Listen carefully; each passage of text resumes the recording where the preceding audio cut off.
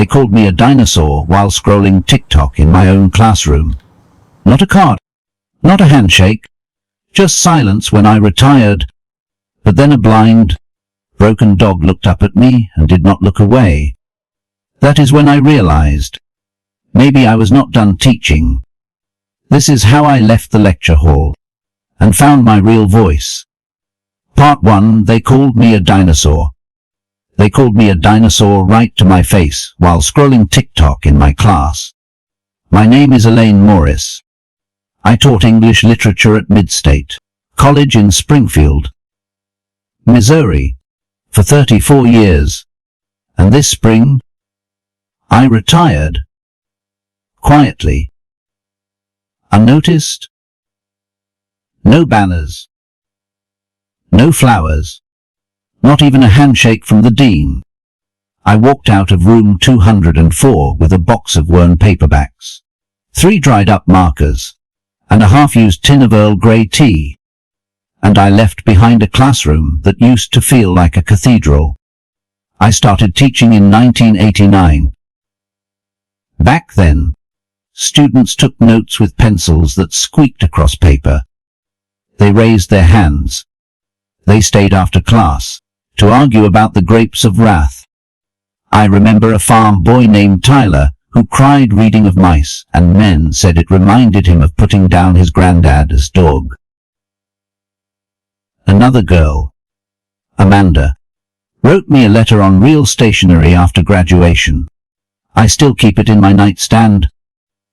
But now they scroll. They ask if they can just email it instead of speaking aloud. I used to say, turn to page 64. I say, make sure your Wi-Fi's working. Last semester, one of them called me outdated. Another, a redheaded boy with expensive shoes, laughed and said, no offense, but lectures are like Boomer YouTube. They did not mean it to be cruel. That is the worst part. They did not even look up. So I stopped asking them to. I drank my tea, read my poetry out loud like I always had, and walked out that last day with nobody knowing it was the last. Except Sammy, the janitor. Last day, huh? He said, pausing his mop outside the door. I nodded. He handed me a keychain I must be dropped a year ago. Guess it is yours again? Then he walked away. I sat in my car for nearly 20 minutes before turning the ignition. I did not cry. I just stared at my hands on the steering wheel, wondering what they were supposed to hold now. The next morning, I made oatmeal, out of habit more than hunger, fed the birds, listened to the wind roll off the Ozarks through my open kitchen window, and for the first time in decades, I had nowhere to be. The silence was not peaceful. It was heavy. I pulled out an old yearbook from 1994. There I was, on page 12, caught mid-laugh in front of a chalkboard. My hair was thick and curly then, a little wild. My arms were full of books, and my eyes looked alive.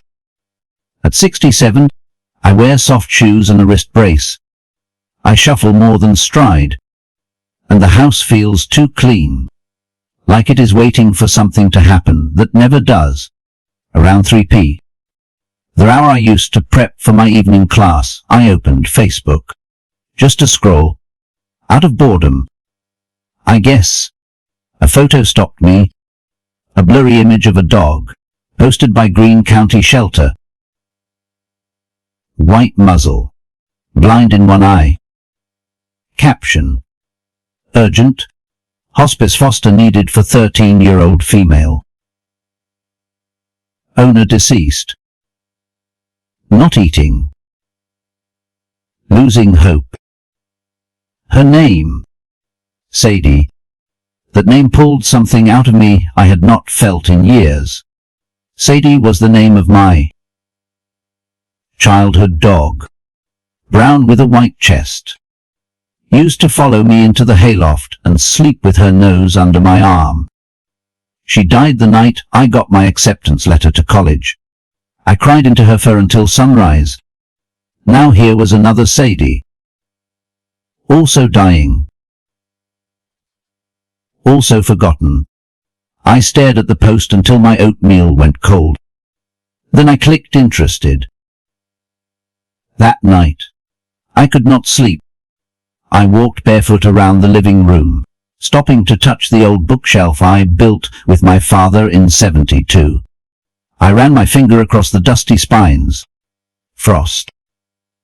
Dickinson. Faulkner. No one reads them anymore.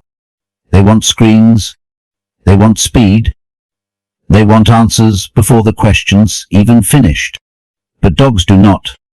Dogs take time. I thought of Sadie again, both of them. And I whispered to no one. What if I still have something left to give? The next morning, I drove to the shelter.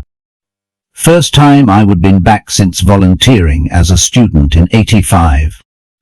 The building was newer now, but it still smelled like bleach and despair. A girl with blue hair and a clipboard greeted me. You here for hospice fostering? Her voice was flat. Tired? I think so, I said. I clicked online. About Sadie. She nodded. Old gal has not moved much. You sure you are up for it? I smiled. I taught college kids who thought Shakespeare was a TikToker. I think I can handle a tired dog. The girl laughed. Just a little.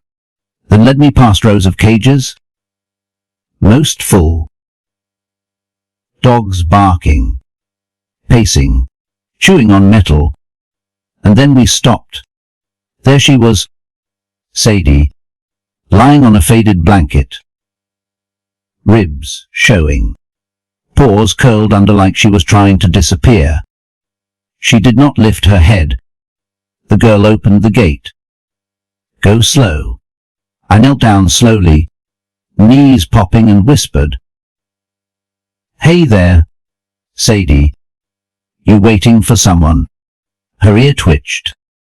Then she lifted her head, blind eye milky, the other watery and deep. She did not bark. She did not flinch. She just looked at me, and did not look away. I held out my hand. She leaned into it. Her fur was coarse, warm, alive. That was the moment. Not when I gave lectures. Not when I got tenure. Not even when I won the teaching award in 2007. This silent, fragile leaning. That was when I knew. I had just been chosen. Not as a professor, but as a person. I stood up, knees aching, and said to the girl, What do I have to sign? The girl raised her eyebrows. You sure? I am not sure about much these days, I said. But I know this. She is not dying here. We rode home in silence. Sadie in the passenger seat. Head down. But present.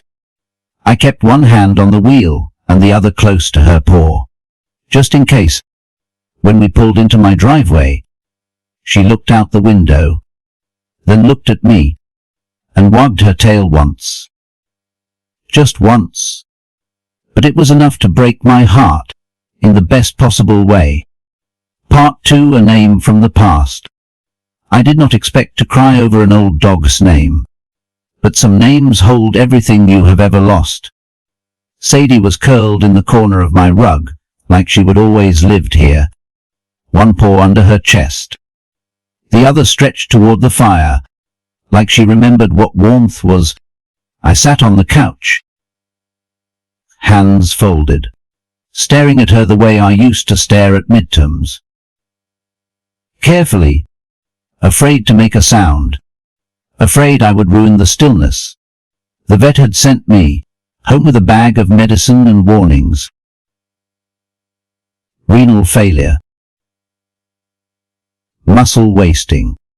Don't get attached, he said, too casually. I wanted to say, I have taught 5 generations of heartbreak, in paperback form of course. I will get attached. But I just nodded, took the pills, paid the fee, and drove home with a silent passenger. That first night, I left my bedroom door open. She did not move from the rug. I whispered, "Good night, Sadie," and felt foolish for how natural it sounded.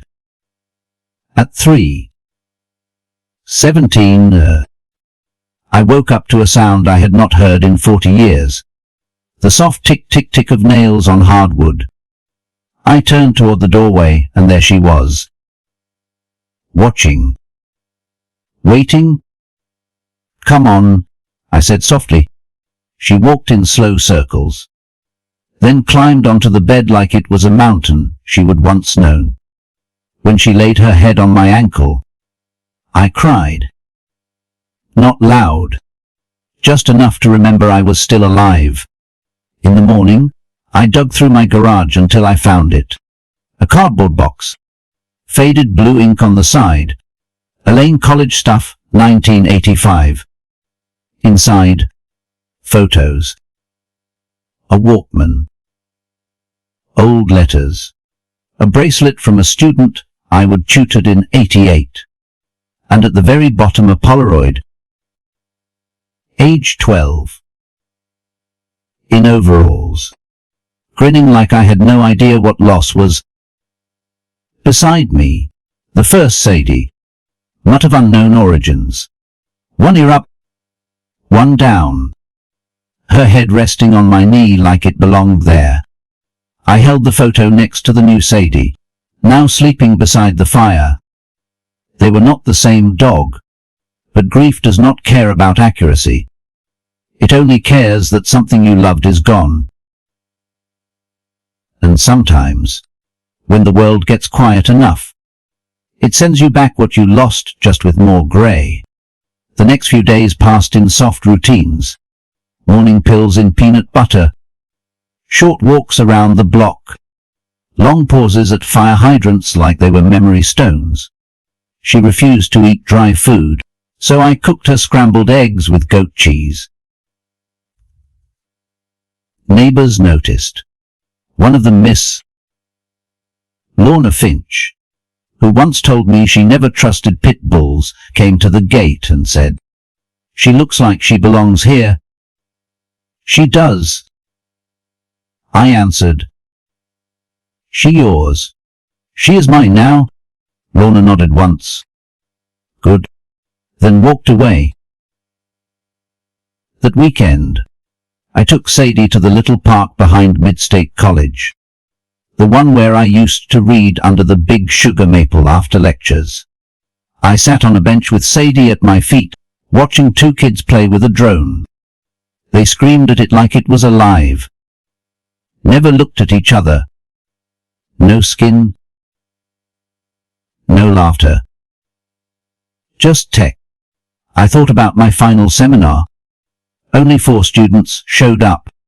One kept texting. Another asked if the final could be replaced by a podcast episode. I told them to just write me something honest. None of them did. That afternoon in the park, I closed my eyes and spoke to Sadie like she was an old colleague. "I do not think they even hated me," I said. "Think they just did not see me." Sadie let out a long breath, like she understood, like she would been invisible too. That night, I was in the kitchen cleaning out my spice drawer when the phone rang. Landline. Still have it. Not because I need it, just because I can let it go. Elaine. A woman's voice. Trembling a little. "This is she. This is Melanie." Melanie Kravitz. "From your 2001 Gothic Lit class." I dropped the paprika. "I am sorry to call out of nowhere. I saw a photo of you with a dog on the Green County shelter page. I was not sure if it was you, but your hands looked the same. That made me laugh. They do look the same. Spotted? Vined? Honest? I'm a vet now, she said, at Ozark Hills. If you ever need a second opinion, or a favor, how you? You do not owe me anything. I do, she said softly. You told me I could write. That I did not have to marry my boyfriend, just because he said so, that I had value. I could not speak for a moment. Then, Sadie, sick. Sadie, that is the dog? Silence. My grandmother's name was Sadie. She said, she raised me after my mother left. I felt a chill. Would you come see her? I asked.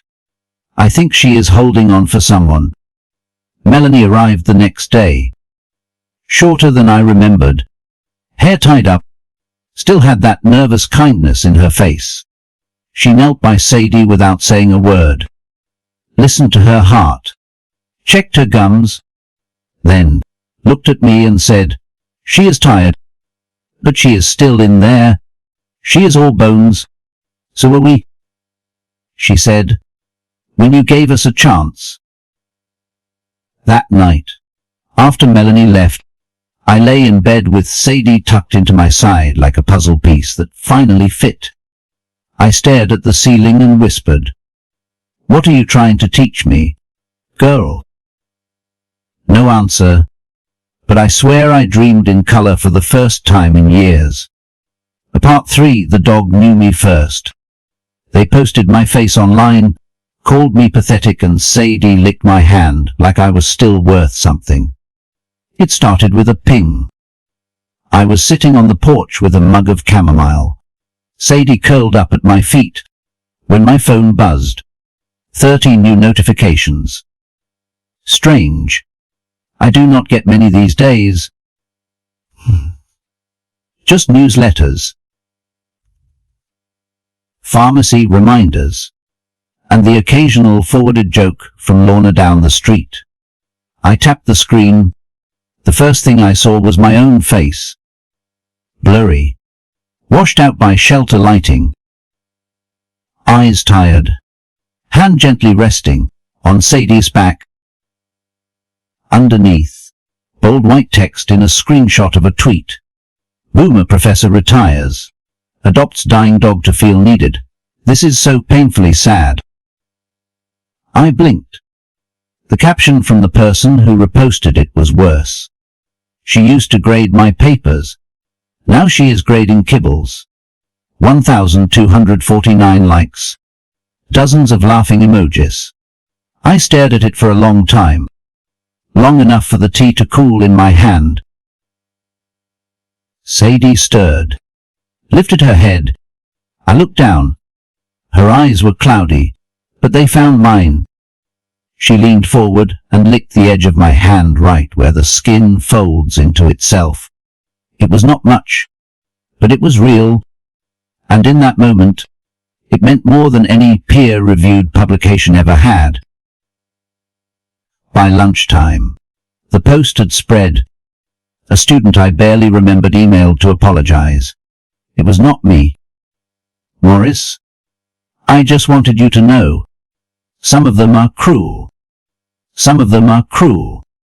That sentence hit harder than the post itself. Because when I started teaching, cruelty was not clever. It was shameful.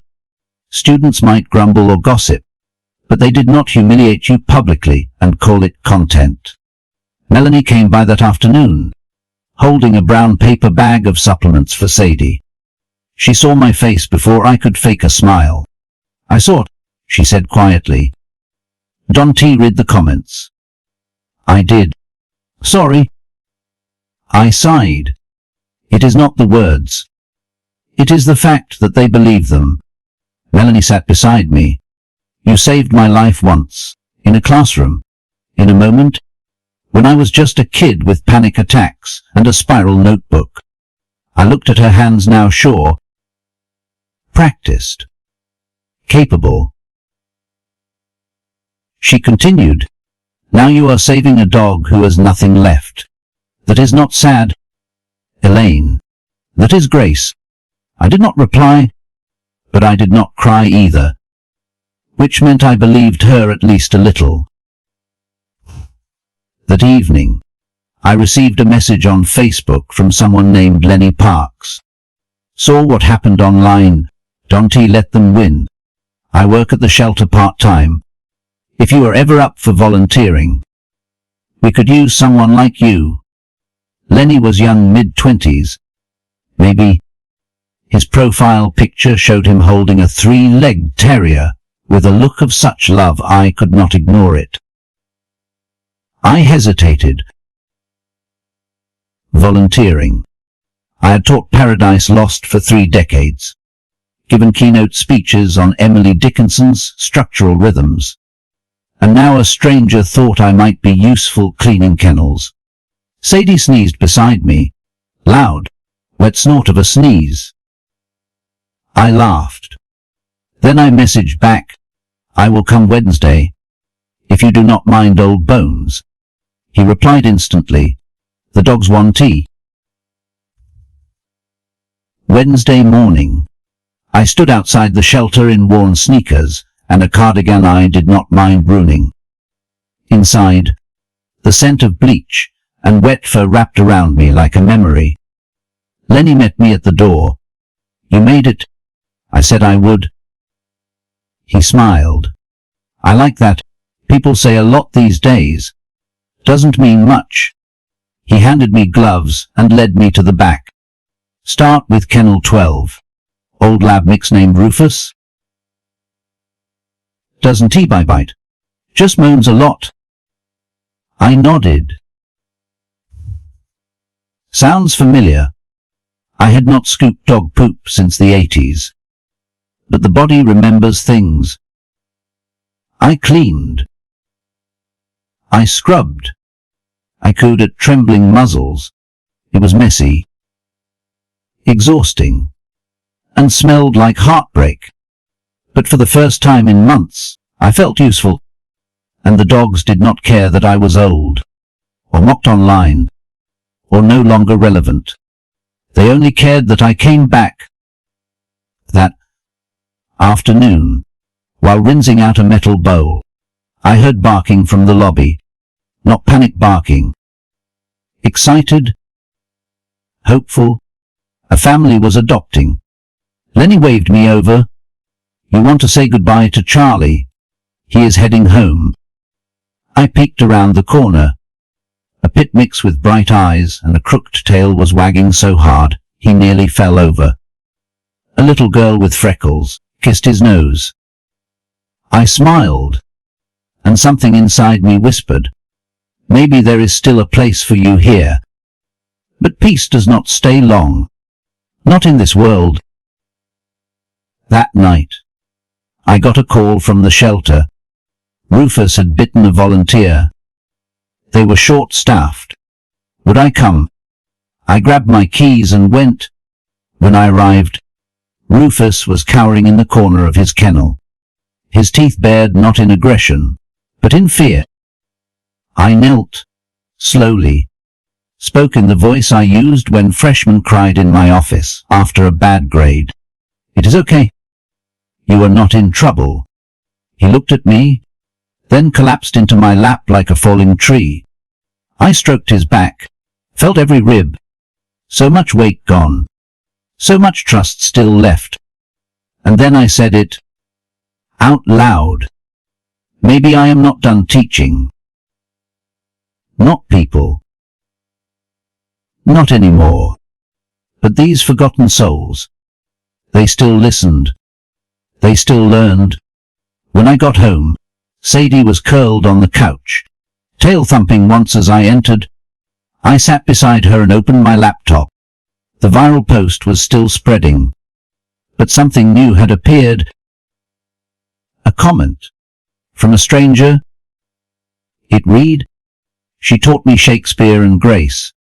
Now she is teaching me what love looks like at the end of life. Thank you, Morris. I did not recognize the name. Didn't he need to? Because some lessons take years to bloom, and some students grow in silence. Later that night, I stood at the back window, watching the moonlight hit the frost on the garden stones. Sadie came up behind me, rested her head against my knee. I placed a hand on her back. We are not done yet, I whispered. Her tail wagged. Barely. But enough. Just enough. Part 4 fired by the future. Hired by a tail. The college forgot my name. The shelter printed it on a tag and called me family. The call came just after sunrise. I was sitting on the porch with Sadie wrapped in a blanket beside me, steam curling up from my coffee like smoke from an old campfire. It was Lenny. His voice sounded tired. We lost 2 fosters this week, he said. Old ones. All old. One was blind. The other could not stand any more. We could not find anyone fast enough. They died alone in the kennels. He paused. You ever think about fostering full-time? I let the words sit there for a moment. Full-time? I used to carry a full course load. Advise undergrads. Chair committees. Lead poetry readings. And now this young man was asking if I wanted to spend my retirement spoon-feeding dying dogs.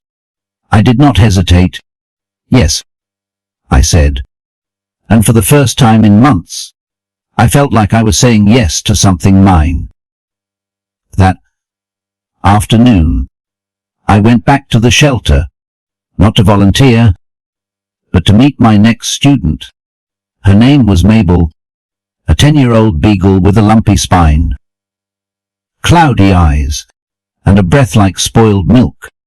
She wagged her tail when she heard my voice. The intake form had 2 lines. Owner surrendered. Reason? Too old. Too slow. I looked at Lenny. Same could be said about me. He smiled. Which is why I figured you 2 might understand each other. I bent down. Hand extended. Mabel walked to me slowly,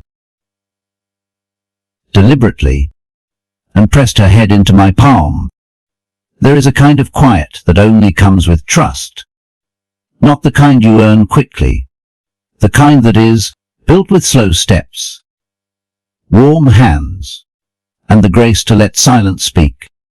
Mabel had that kind of quiet, so I brought her home. Sadie was unsure at first. She sniffed the new arrival with a mix of tired curiosity and something that looked like approval. Mabel curled into the same rug Sadie used her first night, like the torch had been passed without words. I cooked dinner for all 3 of us: scrambled eggs, boiled carrots, a sprinkle of parsley. 2 of us licked our plates clean. 1 of us used a spoon. The next morning, I opened my email and saw a message from Midstate College. Subject line: Campus newsletter submission. Inside, a short paragraph noting my retirement. No quote. No photograph. Just a sentence.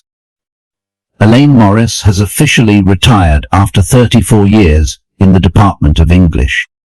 No mention of my published work. No reference to my mentorship awards. Not even a goodbye from the dean. I stared at it for a full minute. Then I deleted it and felt nothing, because I had Mabel snoring beside my chair and Sadie watching the birds from the window, and I did not need applause anymore. Just presence. That weekend, I filled out the paperwork to become a registered hospice foster through Missouri's Senior Dog Network. The lady on the phone, a sweet soul named Doris, said. We do not get many professors signing up, but I will be honest, we sure could use someone who knows how to explain hard things gently. I laughed.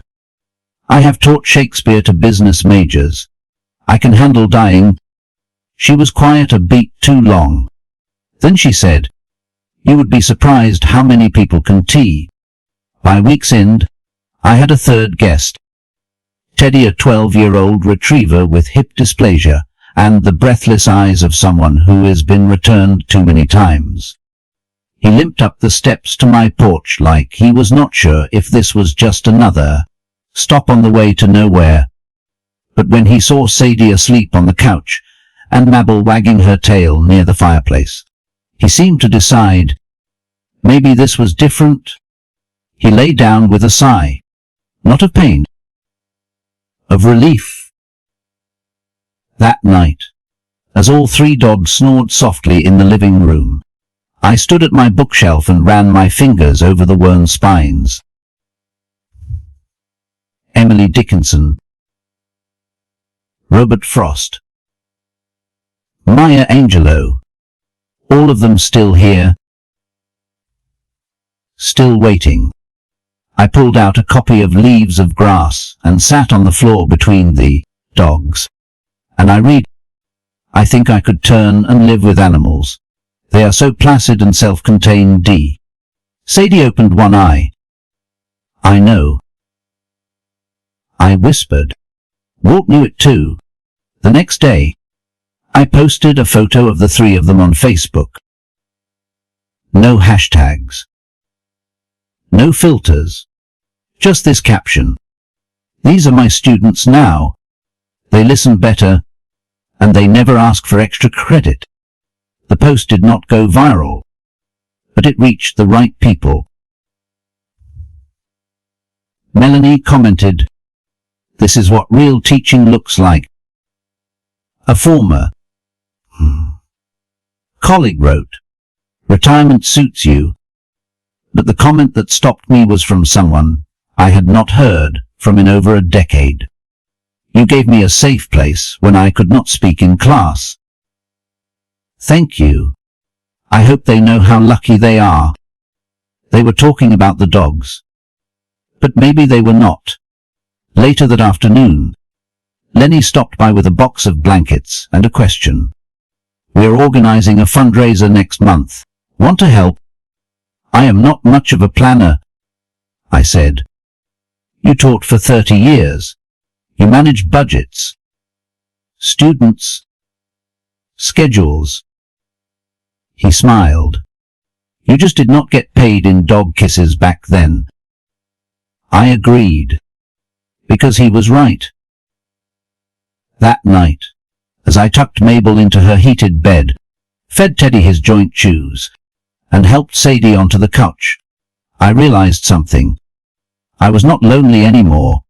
I was full of fur, of stories, of purpose. The house smelled like wet dog and chamomile. The air was thick with breathing, not words. And I thought about how I used to stand in front of bright-eyed students and say, your life's meaning will not come in an email. I did not know then how true that would become. As I turned off the lights, Sadie let out a soft woof in her sleep. Teddy rolled over and let out a snore that shook the windows. Mabel dream whimpered. I stood there for a long moment, listening. Not grading. Not lecturing. Just listening. Because in this new classroom, they listened back. Part 5. The lecture that went nowhere. The room was full. The lights were on, but no one saw me except the dog waiting outside. It was a Tuesday when the past knocked. Not with a letter or a phone call, but in the form of a video. I had just finished brushing Mabel's ears. She hated it, but tolerated me, and was spooning broth into Sadie's bowl when the doorbell rang. I was not expecting anyone, and folks around here do not visit unannounced unless something's wrong. I opened the door to find a young man in a blazer holding a paper folder and a forced smile. "Morris?" he asked. "Not anymore," I said. "Just Elaine. I am with Mid-State College's communications office. We are hosting our annual alumni dinner next month. We would love to honor your years of service." I stared at him for a moment. "You are just now doing that?" He shifted his weight, eyes darting past me like he expected to see a more polished version of my life. "Also," he continued, "our social media team came across that photo of you and the dogs. It has gotten quite a bit of attention in the rescue community. We think it would make a great human interest piece. A redemption story." Redemption. As if I would been lost. As if teaching for 3 decades needed repairing. I did not raise my voice. Didn't he slam the door? I simply said, "I do not need a redemption arc. I just needed a softer audience." Then I closed the door before he could reply. That evening, I went looking through old files.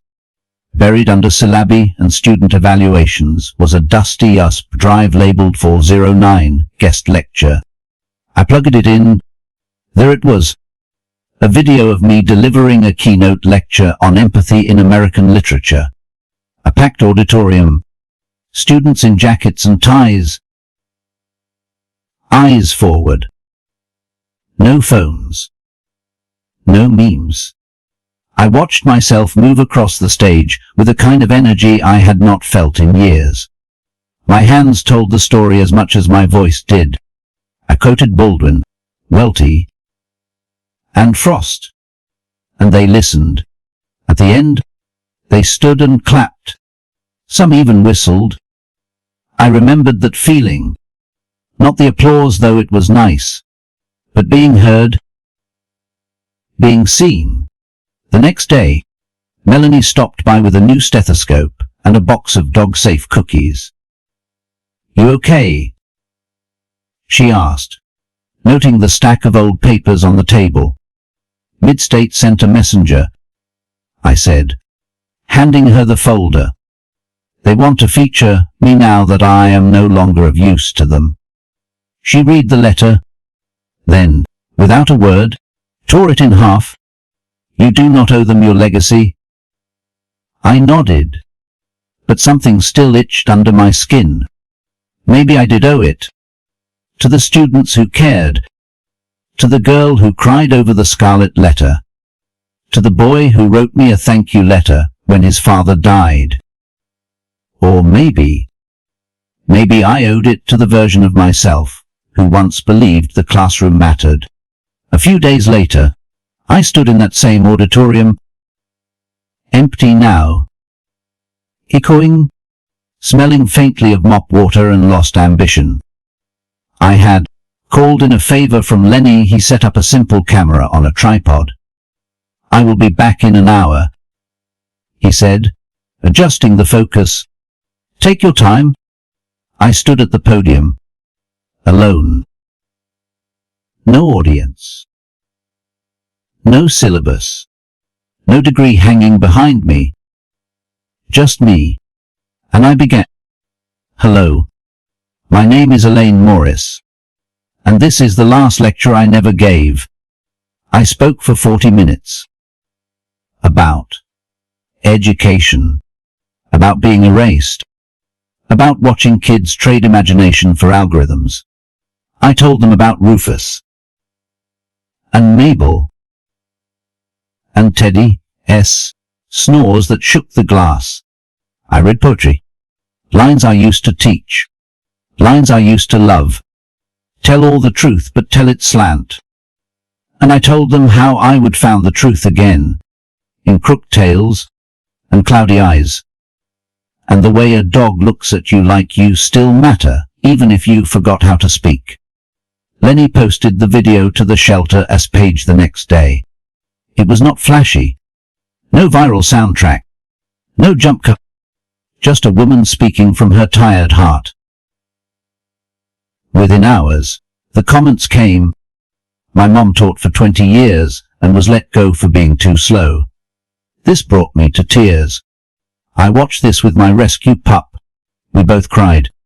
She taught me in 1997. I failed her midterm and still remember her kindness. It did not go viral. Not in the trending sense. But it reached. And that was more than enough. Meanwhile, Sadie was declining. Her appetite came and went. She slept more. When I walked past, she no longer lifted her head. Only her eyes followed me. Soft. Unblinking. She did not need to move. I knew what she was saying, so I held her more, read to her more, and one night, as rain tapped against the windows, I whispered, "You do not have to stay for me." She exhaled, long, deep, and I knew. The next morning, she was gone.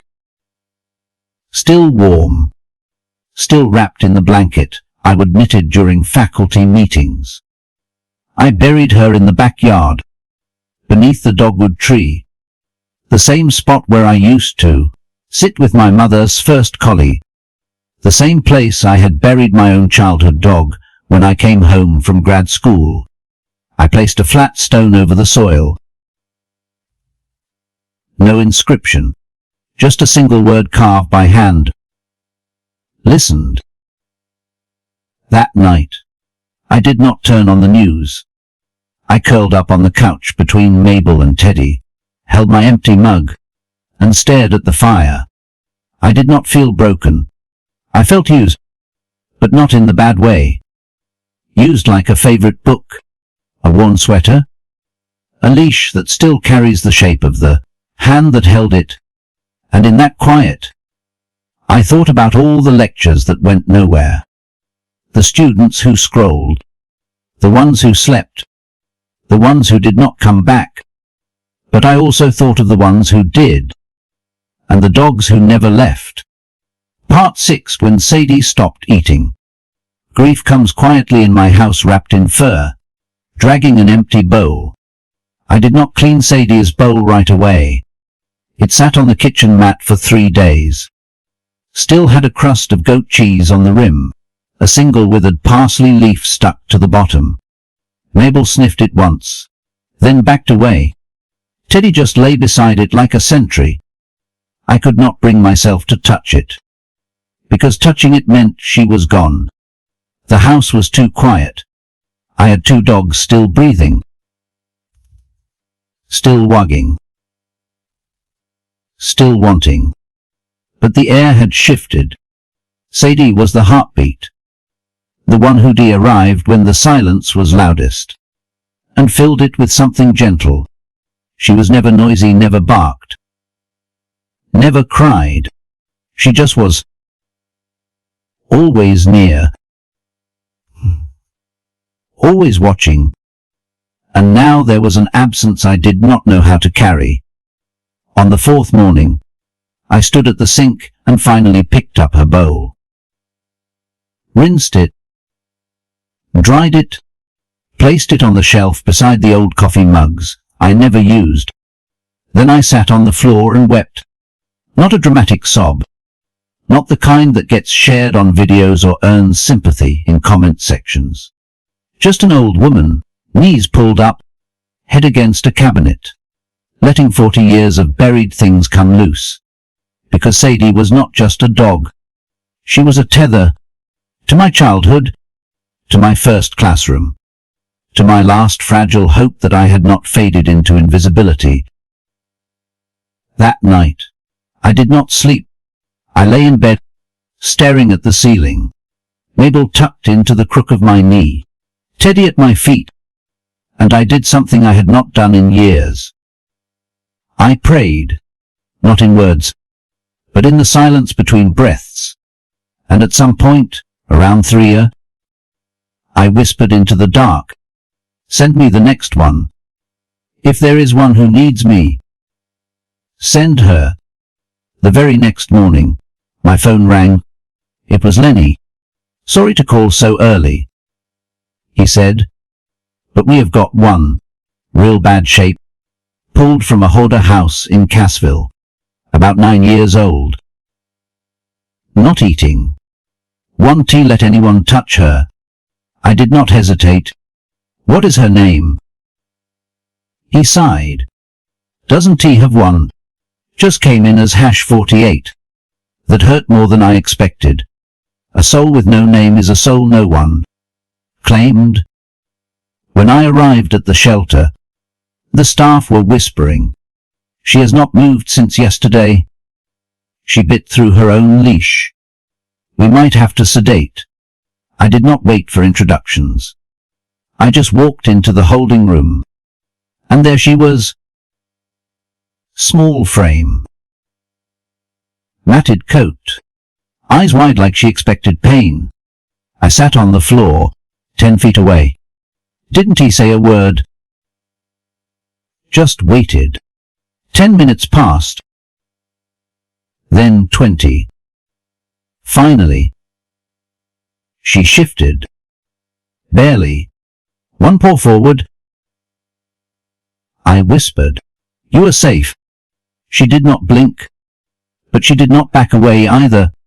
It took 3 hours, but she let me lift her, carried her to my car in a towel. She trembled the whole ride.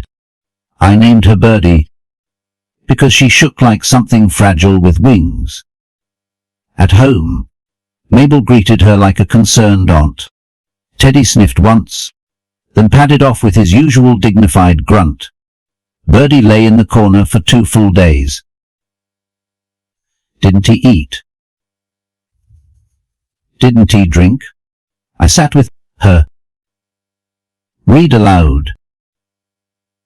Mostly Frost. Sometimes Dickinson. Once, the weather report. Didn't matter what. It was the voice she needed. On the 3rd morning, she licked broth off my finger. I nearly cried again, but I held it in. Didn't want to scare her with joy. The college called that afternoon. Same kid from the alumni office. I know we did not get off on the right foot, he said, but people really responded to your shelter talk. We would love to have you speak at the donor gala next month. I paused, then asked, "Can I bring a guest?" "Of course," he said. "I do not mean a person." Silence. Then, "That might be a problem with the venue." "Then I am not your speaker." And I hung up. Birdie, curled at my feet, looked up. "I swear." She smiled. Melanie visited later that week, checked Birdie's eyes, ran her hand down her spine. "She has been through hell," she said softly. "Who has not?" I replied. Melanie smiled. "You are getting famous in the vet community. Everyone's calling you the hospice professor." I chuckled. Sounds like a PB's documentary, or a children's book. That night, I sat down and actually wrote the title at the top of a blank notebook page. The dogs still listen, and for the first time in years, I began to write without a grade in mind. Birdie made progress, walked to the water bowl on her own, wagged once when I said her name. She even barked once when the mailman startled her. It was the most beautiful sound I would heard all month, but the H of Sadie lingered. Grief does not leave, it makes room, rearranges the furniture of your soul. One morning, I went to her grave beneath the dogwood, brought a folded piece of paper, wrote her a letter. "Dear Sadie, you showed me how to stay soft in a world that wants us hard. You reminded me that even at the end, We are still becoming. I miss you, but I see you in every slow wag, every patient eye, every moment of stillness that teaches instead of tells. Thank you for listening to me when no one else did. Love. I buried the letter in the soil beside the stone, then sat down beside it and waited. Not for a sign, just for silence to settle. And when it did, it was not empty. It was full. Part 7, the only applause I heard. They never clapped when I retired, but now, strangers across the country were watching me cry over a dying dog and calling it brave. I never wanted to be seen again. Not like that. Not with my hair uncombed, wearing that faded cardigan Sadie once drooled on, and my voice breaking as I read Dickinson to a room full of silence and ghosts. But that was the video they shared. Lenny had posted it quietly just for the shelter's followers. But it got picked up, first by a local teachers group, then a dog rescue in Minnesota, then a non-profit that advocates for elder adoption, human and animal. By the end of the week, I had 3,000 new messages in my inbox, and every one of them felt like a hand on my shoulder.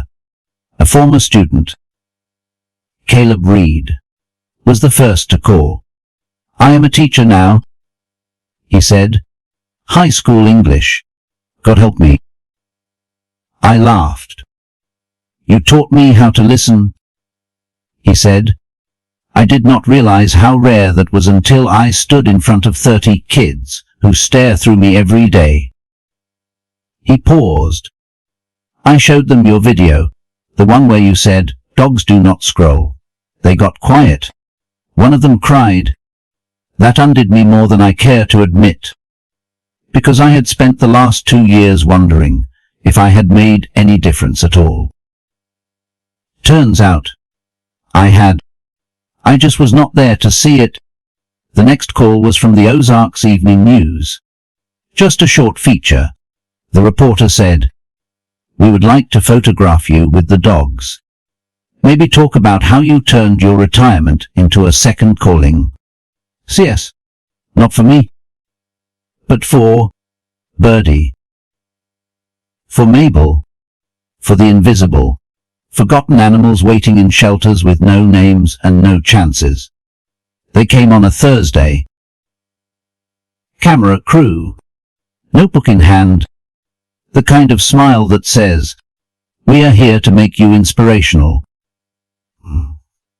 Not complicated.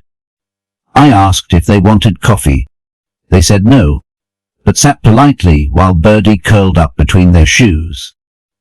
When the photographer asked me to smile a little more, I said, this is what my face does now. I have earned every wrinkle. And he nodded. Didn't he ask again? The article ran with the title, She Taught Shakespeare. Now she teaches dying dogs how to feel loved. It made the front page of the Sunday section. Lenny brought me a copy, circled my quote in red. I used to lecture to kids with earbuds in. Now I whisper to dogs who can hear, and they listen better. The Midstate College Dean's office called 3 days later.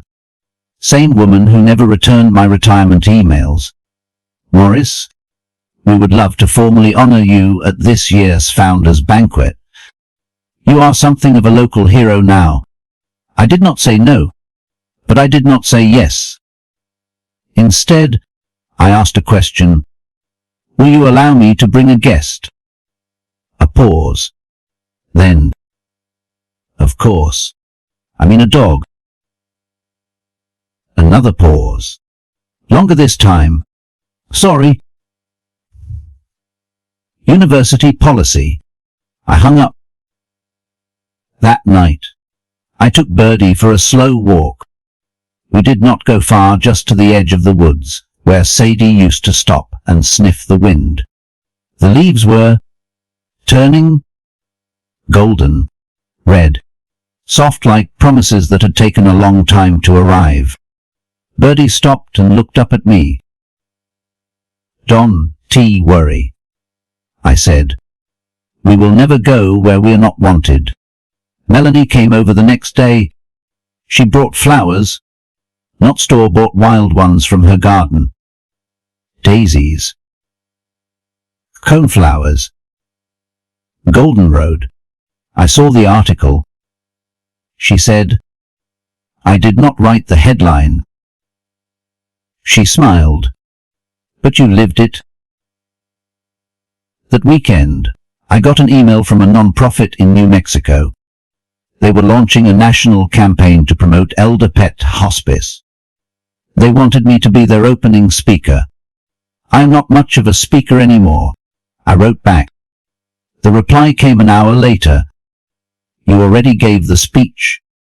We are just asking you to read it again. I did not sleep the night before the flight.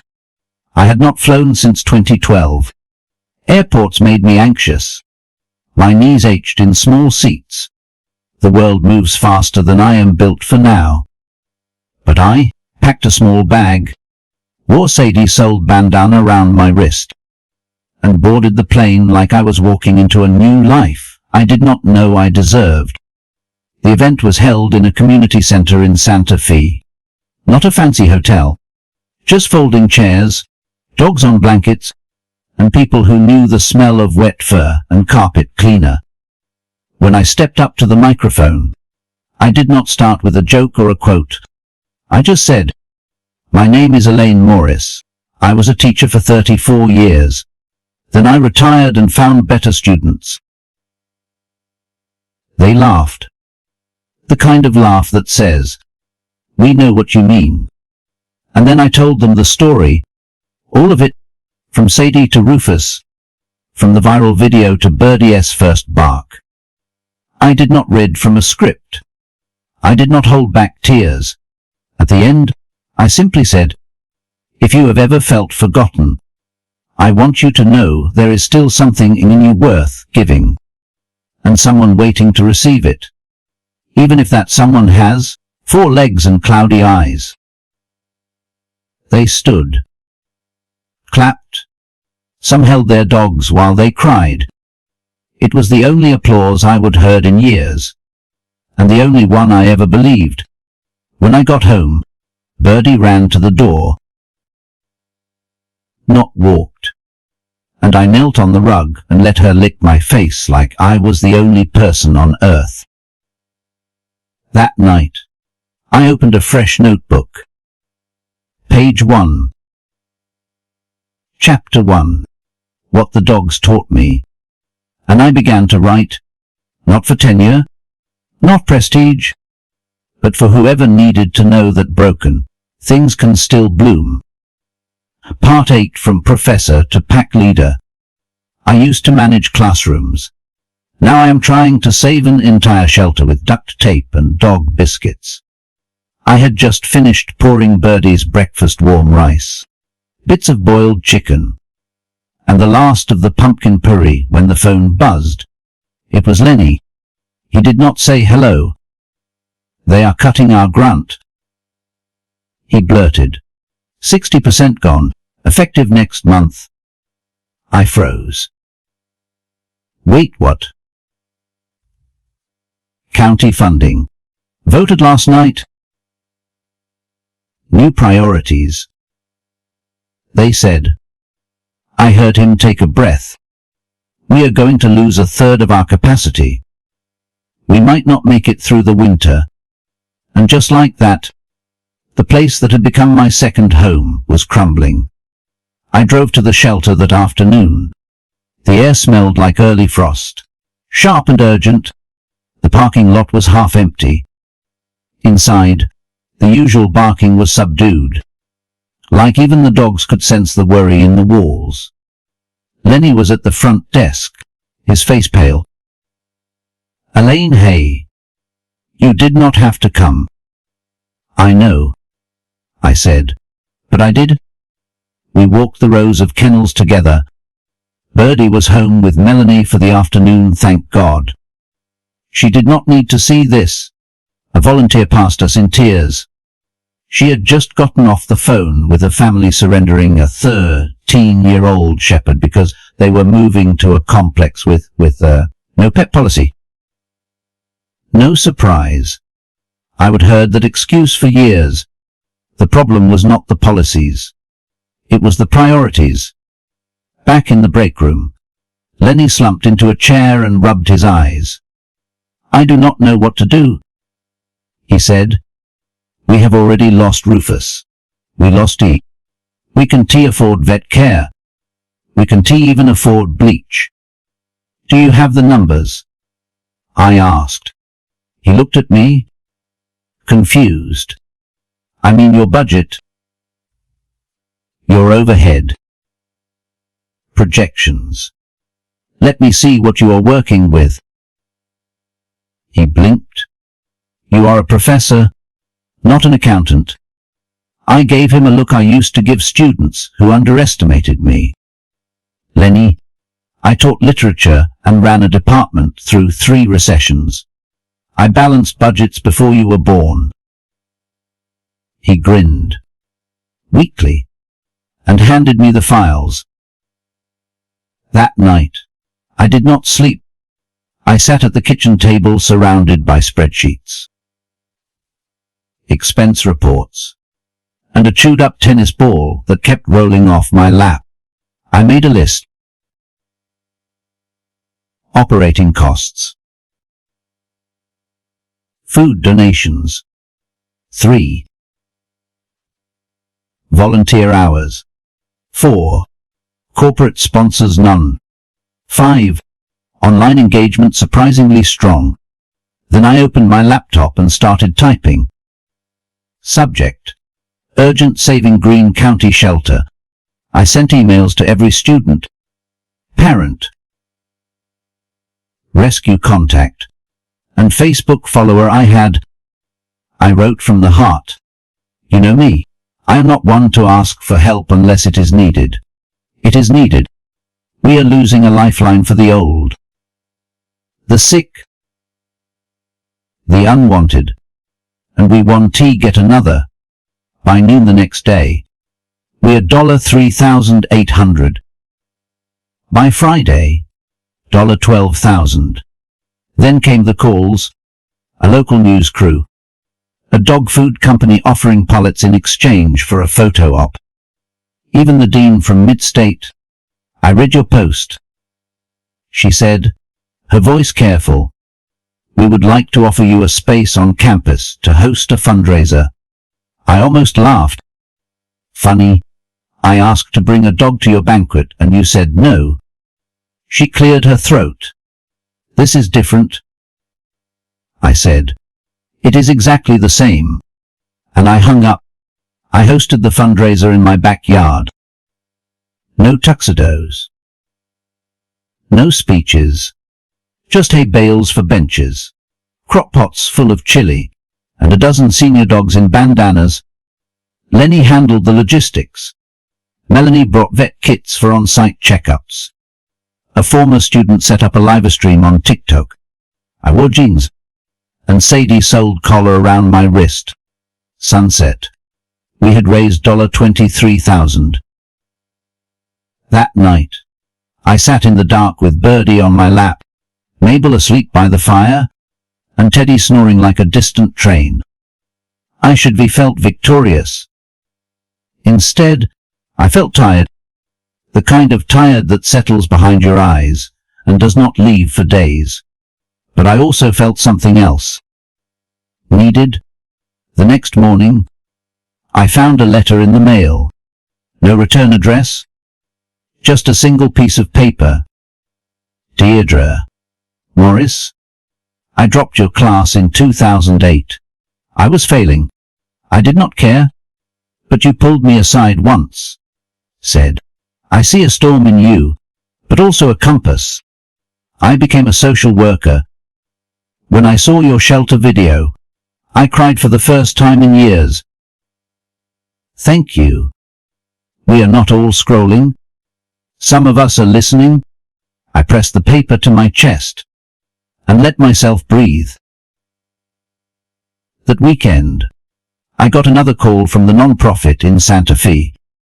Your video from the event is our highest performing post. We would like to invite you to speak at a national conference this fall. Audience of 10,000. All rescue workers, end-of-life caregivers, and volunteers. I was quiet a long time. I am not sure I belong in a room like that, I said. The voice on the other end chuckled. Madam, you built the room. I agreed. Under one condition. Birdie would come with me. On stage. No leashes. No apologies. They said yes. That night, I stood in the doorway of my living room. Watched Mabel curled like a comma in the dog bed. Teddy flat on his side. Legs twitching in a dream. Birdie dozing by the heater. Her ears finally relaxed. And I realized something. I used to be a teacher. I was a leader. Not of students. Not of syllabi. But of a pack. Of the old. The discarded. The ones no one had time for. And for the first time in my life, I was finally learning. Part 9, 3 leashes. 1 heart. I was ready to speak to 10,000 people. But my smallest student, the one who never said a word, was fading. The suitcase was packed. My speech was folded into quarters in the outside pocket. The plane tickets were tucked beside Birdie's travel papers. All neat and ready. We were supposed to leave at dawn. But at 3:12 a.m. Birdie began to cough. Not the kind of cough that passes.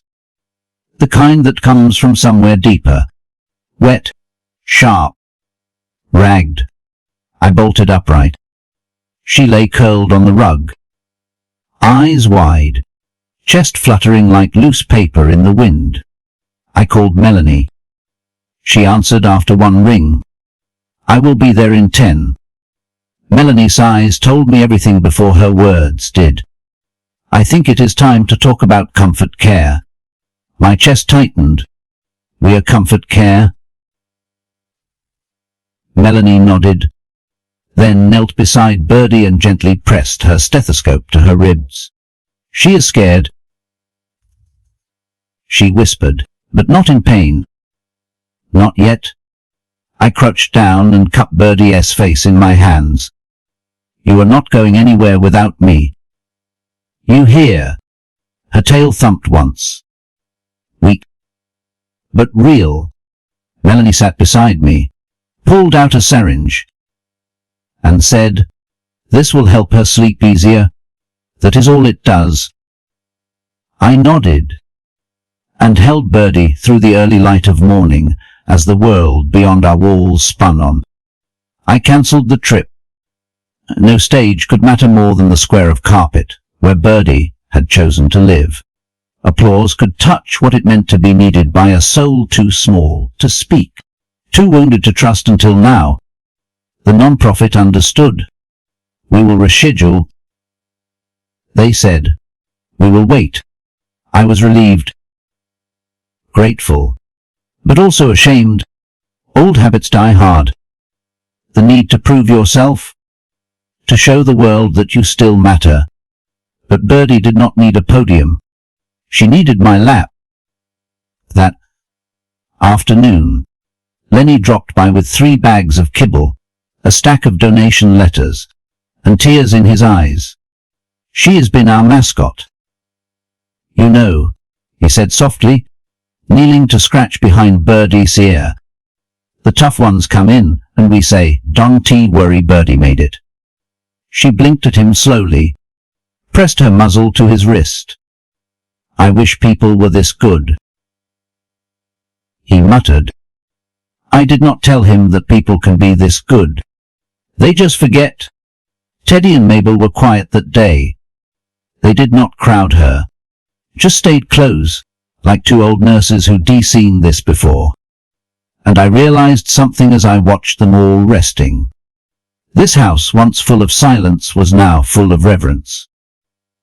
Not noise. Not chaos.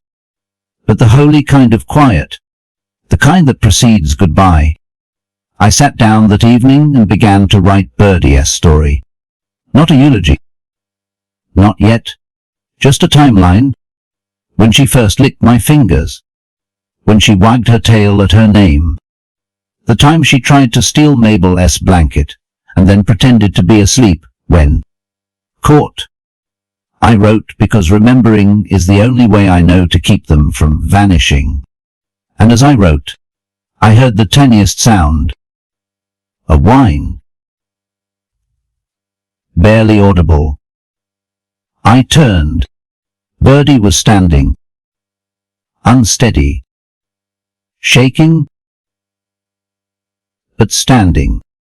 And she walked 3 whole steps into the kitchen, towards Sadie's old bowl. I scrambled to fill it. Boiled chicken. Soft rice. Broth. I set it down and stepped back. Birdie sniffed. Then ate. Slowly. Deliberately. And when she finished, she turned toward me and wagged. Once, and I burst into tears. Because even when they are dying, they still try. Not for themselves, but for you.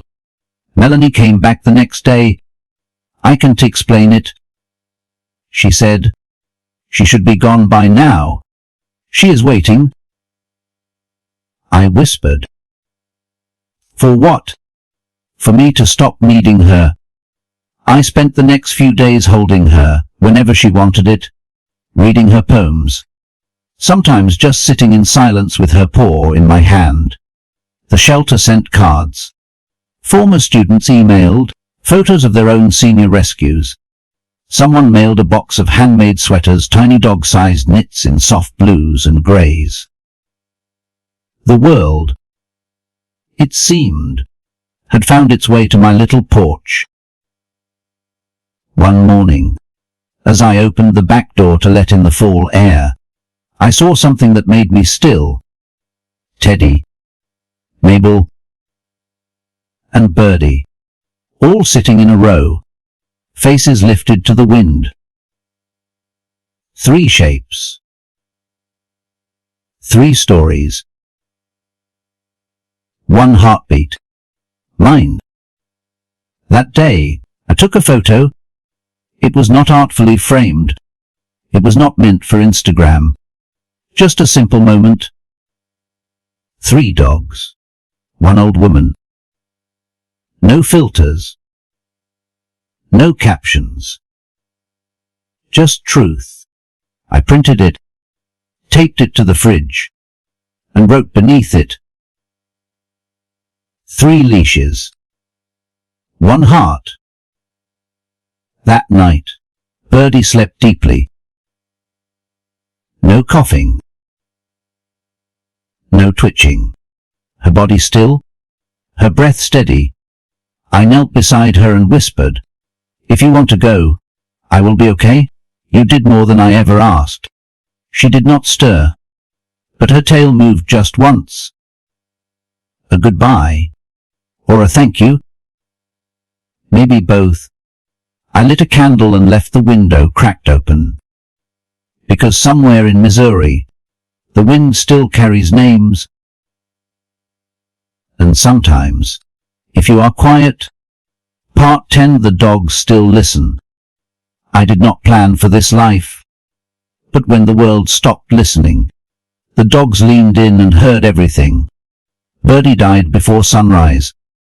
I had just poured my first cup of coffee when I noticed the stillness. Not the usual morning hush. Not the quiet of sleep. The kind of stillness that fills a room when a spirit leaves it. She lay curled in her blanket, the soft blue one with the worn corners. Her head rested on the old stuffed rabbit she would stolen from Mabel 3 weeks ago. Her body looked peaceful. Still warm, eyes half closed, like she would fallen asleep in the middle of a good dream, and just stayed there. I sat beside her. Didn't he cry? Not at first. Just rested my hand on her ribs where her breath should be been and whispered, "You did good, girl. You made it safe." And only then did I fall apart. Teddy came first, sniffed her gently, then lay down with his head across her front paws. Mabel did not move for a while. She just stood in the doorway, watching, like she would seen this too many times to rush it. Eventually, she padded over, curled beside her nose to shoulder and closed her eyes. 3 dogs. 2 breathing. 1 gone. But the pack was still whole. For a moment longer, Melanie came by that afternoon. She helped me carry Birdie out to the yard, beneath the same dogwood tree where Sadie lay, and where I had written that letter in the dirt with my fingers. We wrapped Birdie in the same quilt I would use the night I brought her home. No coffin. No ceremony. Just truth. And a flat stone. I carved her name myself. Birdie. She stayed long enough for me to let go. After Melanie left, I sat alone in the backyard. The air was crisp. The leaves crackled under my chair. And for the first time in months, I had no one to feed, no one to bathe, no pills to crush, no slow, etching walks to take, just stillness. But this time, it did not feel like emptiness. It felt like reverence, like something had been completed, not ended, but fulfilled. That night, I pulled out the notebook, the one I started after Sadie. Its pages were filled now, not in perfect handwriting, some words scratched out, others tear-stained but full of story. Their stories. Rufus, Sadie, Mabel, Teddy, Birdie, each one with a chapter, each one with a lesson. And at the end, I added a final line. They listened to me when no one else would. And in their silence, I found my voice again. I mailed the manuscript to a small pressinist, Lewis, the next day. Didn't expect much. Just wanted it out of my drawer, out into the world. I went home and made tea. Watched Mabel drag her blanket to the sunspot in the living room. Teddy curled up with his back to the fire. The house did not feel empty. It felt earned. 2 weeks later, I got a call. An editor named Jean. "I read your book in one sitting," she said. Then I read it again. She asked for rights to publish. I did not ask how much. I just said, as long as the proceeds go to the shelter. She laughed. That was already in my notes. The book came out in spring. A simple cover, a hand resting on a grey muzzle. Title in small. Quiet lettering. The dogs still listen. What I learned at the end of the road. I did no signings, no interviews. But the book travelled without me. Veterinary offices, hospice centres, book clubs in church basements. One day, I got a letter from a woman in Nebraska. "I read your book to my mother as she passed. She smiled when I read the part about Birdie. Thank you for giving us something soft to hold on to." And then came the kids. A teacher in Tennessee wrote, "My high school seniors did not want to read poetry until they read about Sadie. Now they are writing poems about their grandfathers, their dogs, their broken homes." I cried when I read that, not just because it mattered, but because it meant I was still teaching. Without a classroom, without chalk, Without a single grade, Lenny organized a memorial event that for old dogs, new lives, held in the shelter's parking lot, blankets on the grass, framed photos of dogs he passed, names etched on stones, candles lit as the sun dipped behind the trees. I brought Birdie's bandana, tied it to the back of a folding chair. When my name was called, I did not make a speech. I just stood, held up the collar, and said, "This saved me more than I ever saved them." And they clapped. Soft, real, like wind through pine needles. The kind of applause I used to imagine when students finally got it. The house is quieter again. Teddy passed last winter, Mabel this spring. I still foster, but only one at a time. My knees won't let me chase more than that. Today, it is Daisy, a brown mutt with ears too big for her head, and a limp from an old injury no one bothered to treat. She follows me like a shadow, sits by the window when I write. Every time I finish a paragraph, she thumps her tail once, as if to say, "Still here. Keep going." Sometimes I dream of them all, not in sad ways. They are in a field, or a quiet library, or a classroom with no desks, just sunlight and soft rugs. Sadie, Birdie, Mabel, Teddy, even Rufus. They do not bark, they do not beg, they just watch me, and I feel known. The world outside spins fast, faster than ever. Screens, posts, rankings, trends. But here, in this little house near the woods, time moves with pause and breath and small joys. And in the hush between one heartbeat and the next, I know they are still listening. The end. A share if you have ever been loved by an old dog and found a better version of yourself in their eyes.